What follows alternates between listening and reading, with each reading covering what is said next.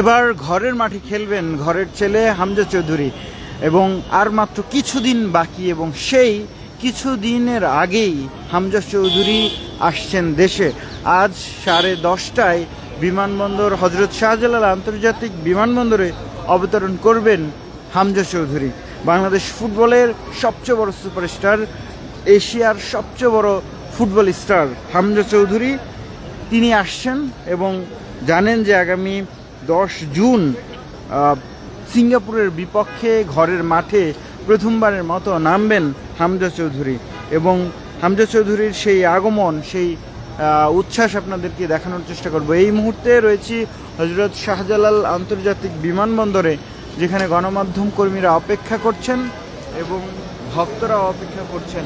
তাদের চোখে মুখে উচ্ছ্বাস, এবং দেখছেন যে কয়েকজন ভক্তদেরকে আমরা দেখতে পাচ্ছি ঠিক সামনেই অবস্থান করছেন, হামজা চৌধুরীর অপেক্ষায় তারা রয়েছেন। তাদের সাথে কথা বলার চেষ্টা করব, তারা আসলে কি বলতে চাইছেন। একটু জানিয়ে রাখি যে গত মৌসুমে ইংল্যান্ডের পৃথক 2 ক্লাবের জার্সি গায়ে খেলেছেন হামজা চৌধুরী। লেস্টার সিটি থেকে ধারে যোগ দেন শেফিল্ডের ইউনাইটেডে।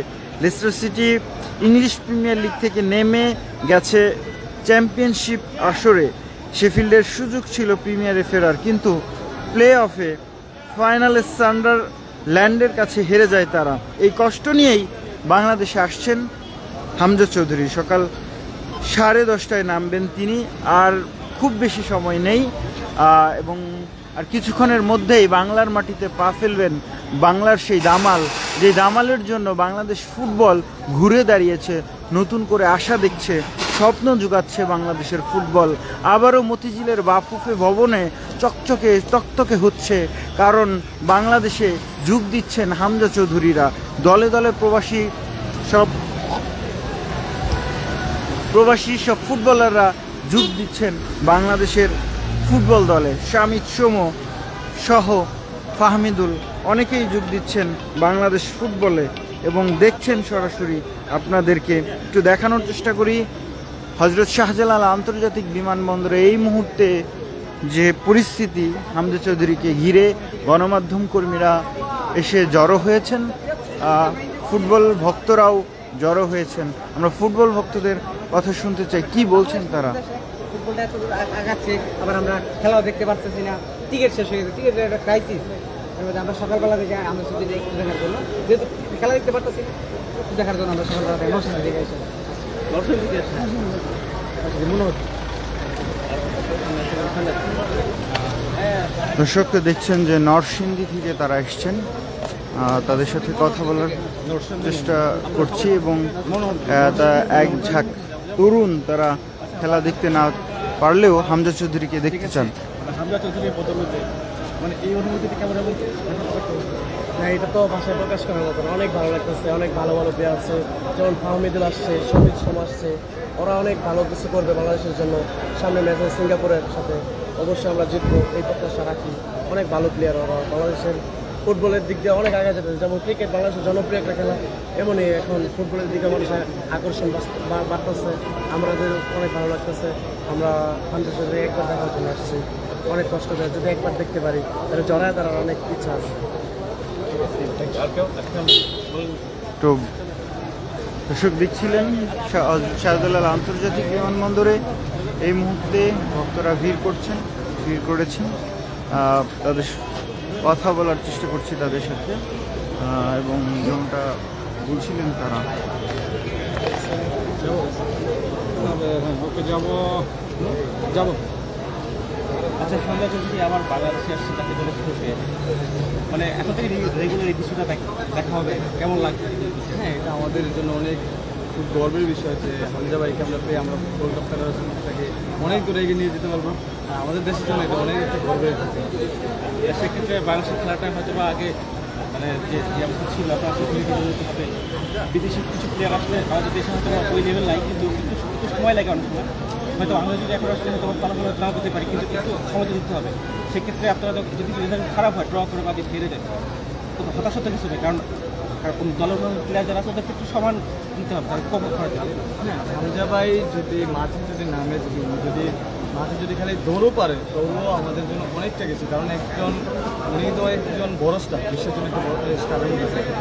উনি যদি একটা মাঠে থাকে তো 4-5 জন প্লেয়ার কিন্তু গার্ড দেবে, তো 4-5 জন প্লেয়ার যদি গার্ড দেয় বলটা কিন্তু যদি আরেকটা প্লেয়ার পায় মাঠে কিন্তু ফাঁকা পাবে, ওই দিক দিয়ে যদি আমরা গোল করে বেরোতে পারি আমার জন্য অনেক প্রত্যাশা।